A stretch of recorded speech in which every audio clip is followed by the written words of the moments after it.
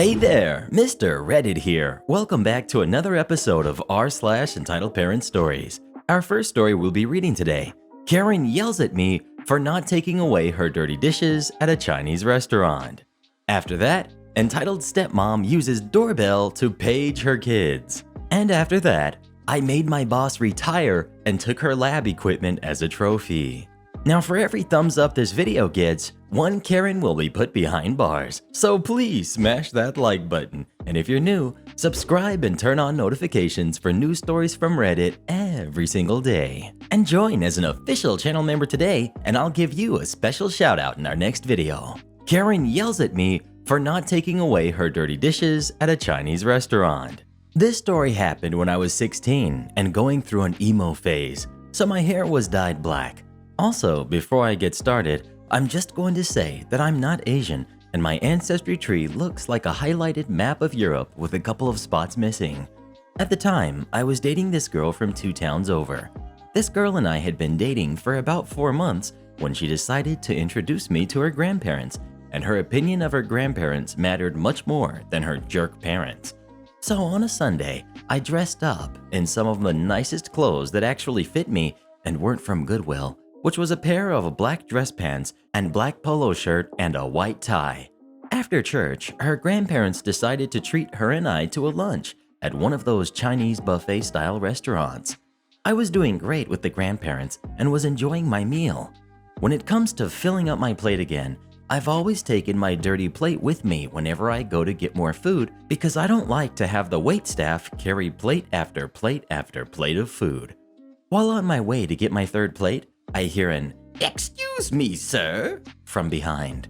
I didn't really pay attention because I was an unemployed high school student at this time, and no one at that point had called me sir. I continued walking towards the food when I hear the same voice say, "Excuse me, waiter." A hand then grabbed my shoulder and spun me around. And this, my friends, was my first ever encounter with a Karen. I was shocked and said, "The heck do you think you're doing?" I've never liked people touching me without warning.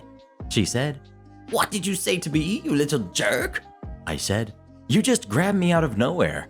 The lady said, "Well, if you would have turned around, I wouldn't have had to grab you. Now take the dirty plates off my table since you're heading to the back." That's when I caught on to it. "Lady, I don't work here. I just reuse the plates because I don't like leaving a mess when I don't have to." The lady then dug her finger into my chest. "You're wearing the uniform. I don't care if you're not on the clock. Just do what I tell you to." I started getting frustrated at that point. "I don't work here. I've never worked here. So don't lay your grubby fingers on me, or I'll wind up doing something that'll make me look bad to my girlfriend's grandparents." The lady tried to shove me with one hand, and I flipped her onto her back. At this point, a bunch of people saw what happened and started swarming around trying to separate me from the lady. Police were called, and of course she tried playing victim, saying I came at her out of nowhere. I said my side of the story and pointed out the fact that I was a minor and told them to watch the security camera footage, and of course, I was the one whose story lined up with what was shown. In the end, no one was arrested, but we were both banned from that restaurant. Also, the girlfriend's grandparents didn't like the fact that I wound up flipping this lady during lunch, and the girl and I broke up about 3 days later. I do on occasion go to that restaurant. I'm about a full 6 inches taller now and actually able to grow facial hair, and I don't look like an emo boy anymore. Speaking of Chinese food, what is your favorite food of all time? Entitled Stepmom uses Doorbell to page her kids. This is a story about my entitled stepmom and my brothers. While my mom was involved, she was a minor player. This also took place before cell phones. Cast: we've got me, I was 15 at the time. We've got entitled stepmom. We've got Tiger, my middle bro, who's 13. We've got Rabbit, youngest bro, who's 9. We've got Mom, married to entitled stepmom and biological parent. The nicknames came from our mom, and according to her, our personalities matched the Winnie the Pooh characters. Mom calls me Eeyore. We lived in what's known as a 3-family house. Entitled stepmom and mom owned the house, and we used the first and second floors, but rented out the third. For those that are not aware, a 3-family house is a freestanding house with 3 separate apartments, usually one per floor, connected by a main hallway. The first floor was used as a living room, kitchen, dining room, and home offices, while the second floor is where the bedrooms are and the playrooms. Since these are considered separate apartments, the doors to each apartment was pretty thick and it was hard to hear through the door. Also, because cell phones were not a thing yet, if you wanted to get a hold of your kid that was on the second floor, you had to yell pretty loudly in the hallway up the stairs. Sometimes my poor entitled stepmom had to actually climb the stairs to get a hold of someone.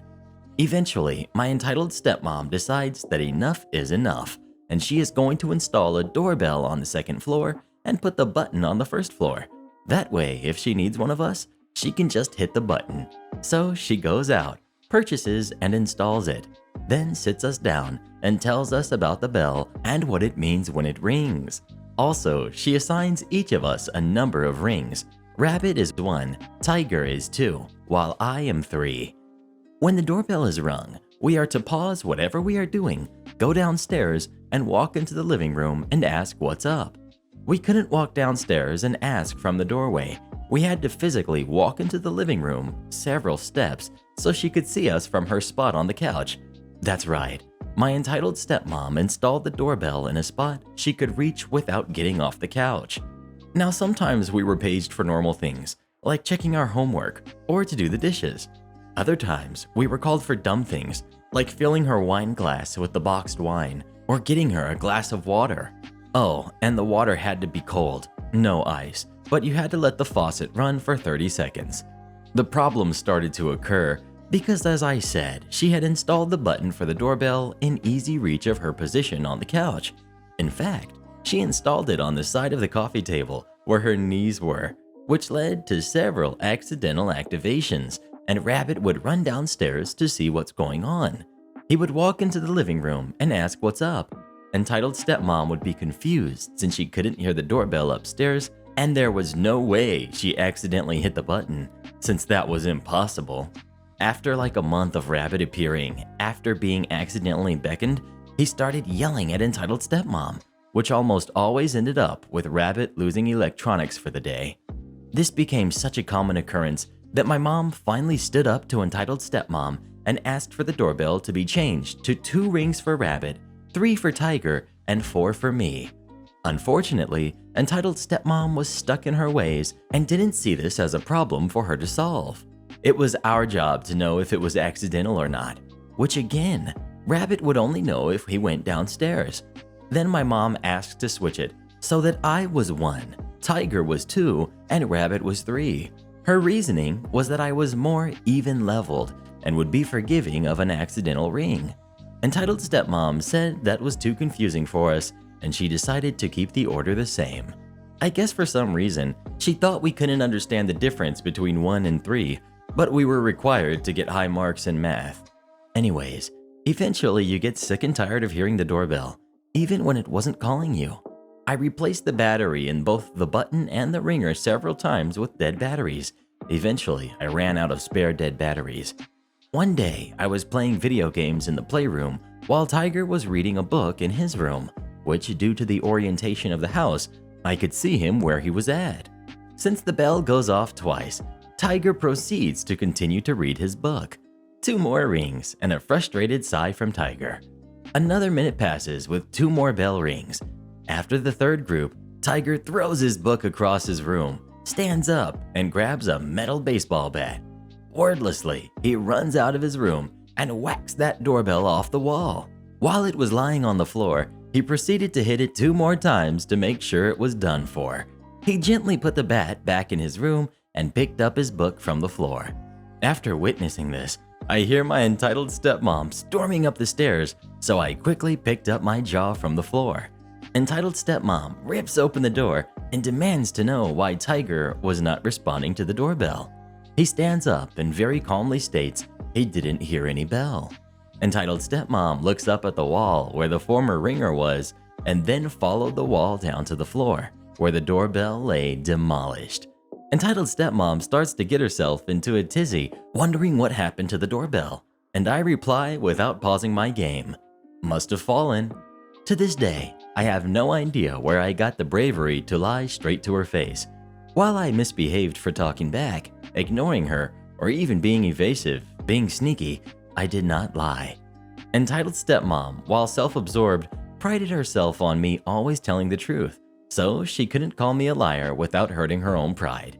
She decides that it must have fallen and smashed itself into 1,000 pieces. She moves on, tells Tiger he needs to go downstairs and find the TV remote for her. Mom looked at the remains later, and she knew it had not fallen. Luckily for us, Entitled Stepmom decided the doorbell was inefficient and decided all by herself that an intercom would have been better. Turns out she got the idea from a magazine that I just happened to leave on the coffee table, open to an advertisement for an intercom. Oh well. I made my boss retire and took her lab equipment as a trophy. I'm a second-year graduate student going for a PhD in biochemistry. As such, I'm simultaneously both a student and government employee working for my university as a researcher. The way my program is laid out, you take a general course for the first semester, then rotate into 3 or more labs, doing work for and learning techniques from the professors running said labs for a few months before moving on. After your 3rd rotation in a lab, you're allowed to join the lab permanently as you work on your thesis project. As far as my circumstances went, I didn't like my first lab. Everyone had a thick Chinese accent that made it hard to really hear what the professor/lab techs were saying, although they were great people. The second lab didn't have funding to pay me as a grad student, leaving me with my 3rd rotation lab. I opted to join that lab as the project seemed extremely interesting and was in neuroscience, meaning I would be able to learn techniques others in my program would not, and I was very interested by that prospect. About a week after joining, the head of the biochemistry department reached out to me. Apparently, the older students I know had gone to him with concerns about the professor I would be working with, so he started digging. Apparently, the neuro and molecular medicine programs no longer allow her to take graduate students from their programs at all because she was known for having fits, throwing tantrums, throwing things, and being an all-around jerk in general. I later found out that she was read the Riot Act on multiple occasions and tried to deny maternity leave to a pregnant student from one of the programs, which later blacklisted her because she couldn't understand why a student, who was about 28 at the time, would get pregnant. Just to give you some context for her demeanor. I was concerned by the rumors, but it seemed to be a stark contrast to the person I was working with. Boy, was I wrong about that. I was told to watch out and keep the department in the loop. Fast forward a few months, and progress has slowed to a crawl. The project I had been working on turned out to be wrong, and the preliminary data was done by an undergraduate student who, upon revisiting the lab, couldn't replicate her own results because she messed up her data a bit to seem better so she could get out of the lab faster. Fast forward again, and communication between my boss and I have broken down. Every email I receive has text in bold, italicized, and underlined font to get it clearly across that she was talking down to me. She no longer offers me help, stating that she doesn't have time for me, but whenever something goes wrong or doesn't work, I'd be asked, "Why didn't you ask for help?" She was hypocritical or self-contradicting on most points, however it best suited her at the time. I found myself walking much more quickly past her office to avoid eye contact and the hour-and-a-half-long lectures/rants that would normally follow. Worked later hours to enjoy the peace and quiet of night. One project I was working on involved injecting lentivirus, an HIV-based agent used essentially as a molecular syringe to get cells to express whatever DNA we wanted them to into the brains of mice, which were either a disease model or a control model. I won't go into detail here, but essentially I had to do practice runs before we spent thousands of dollars on disease model mice and ultra-pure lentivirus. These practices were carried out flawlessly, and I showed my boss exactly where I had injected the mice. Again, I won't go into the details. However, every time I showed her where I had injected the practice solution, which was fluorescent, she would say, "That's not the region of the brain you're supposed to be injecting. I want the CA1 region of the hippocampus." Unbeknownst to me, this jerk had no idea what that region of the brain looked like and was looking for the wrong part of the brain. She worked in the neuro department, gave me the coordinates to inject into this region herself, and worked alongside labs that specialized in this. After we had well exceeded the amount of practice surgeries permitted in her grant, I realized that she was an idiot and showed her a mouse atlas. highlighting the area of the brain to be injected, and showed her a side-by-side image comparison to my real injections. Furthermore, the atlas had coordinates that showed you that my injections were as accurate as possible. After a bit of stammering, she brought me outside and pointed to a poster on the wall. "I wanted you to do this injection. Why didn't you inject this?" She was pointing at a different, further forward region of the brain. I showed her the coordinates she herself had provided me with for the surgery and told her, "Because you didn't tell me to." By this point, we had 1 week until the actual surgeries were to be done. In a panic, my boss told me to do a practice run with brand new coordinates. This was crappy because it took me a week just to find out if the coordinates worked or not, and if they didn't, I wouldn't be able to test any corrections before the surgery. Additionally, she had apparently put off mandatory veterinary training and demanded that I do the new coordinate surgery in front of a vet who, if he had a problem with my techniques, be it with the animal or with sterility of my tools, would not allow me to do the surgery and would effectively end my project. While this wouldn't normally be a problem, my crappy boss was using a neighboring lab's equipment which I had no way of cleaning or sterilizing prior to the surgery. Everything rested on the other lab. Through some miracle, everything in the surgery suite was up to standards. Filters had just been replaced, the place had just been swept, trash removed, and the equipment was recently autoclaved. I got a pass from the vet on my technique, but was told that I couldn't do the surgery for safety reasons. I would have to do it in a more controlled environment with more personal protective gear if I was using lentivirus, which again was impossible since we were borrowing another lab's equipment which couldn't be moved. After some discussion, I'm told by my boss to just throw on a respirator and do the surgery anyways. The day of the surgery comes. I'm ready. I anesthetize, knock out 2 of the mice, and start the surgery. About half an hour into the surgery, I noticed that they've both stopped breathing. This had never happened before. I grabbed the neighboring lab staff to help, and they tried to resuscitate the mice with an adapted form of CPR, but it was no use. They were gone. After 30 practice mice injected this way ended up just fine, these expensive mice had died. I would just like to point out that I have never before, nor have I since, lost an animal during surgery. There's one thing I haven't mentioned yet. These mice were supposed to be anesthetized with a drug mixture injection, but since my boss never got the license to obtain that mixture, she disobeyed her approved protocol and had us use other means of anesthetizing the mice. It turns out that this particular line of mice was exceptionally fragile and wouldn't be able to live under our method of anesthesia. However, we were collaborating with another lab which was doing half of the surgeries for us. This lab had the license to obtain and use the mixture. Those mice survived. Due to the disparity between their success and our failure, I'm pointed out as the problem, despite my arguments.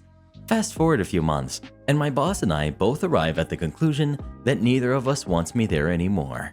I go to the head of the biochemistry department and tell the biochem head about my decision. He asks me what happened, and I said it just didn't work out. I was still trying to just drop it and let the whole thing just slip into the past. However, it turns out my boss had been angrily writing him behind my back for months about everything that she didn't like. He was extremely tired of it. I was outraged by the fact that instead of talking with me about these things like an adult, she went behind my back to my department head. But what really upset me is that she was also apparently spreading lies about me to the head of my department, hoping she could get me kicked out of the graduate school so her reputation wouldn't get tarnished further and she would continue to take students from my department. After this essay of exposition, cue the revenge. The head of the biochemistry department just set me down, told me that he would give me a list of grievances levied against me by my boss, and asked me to address them in a formal letter which would be sent in to a governing committee, which would deliberate on what course of action the department should take with me leaving the lab. The letter included lies that I would have to disprove. This was easily done, and I was able to cite witnesses as well. Blamed me for the deaths of the expensive animals and wasting the lentivirus, and several other points. I took my time writing a rebuttal letter. After approximately 24 pages, I was satisfied with my work. I outlined how the premise for my project was based on falsified data, how my boss ignored her IACUC-approved surgery protocol for convenience, which actually led to the deaths of the animals,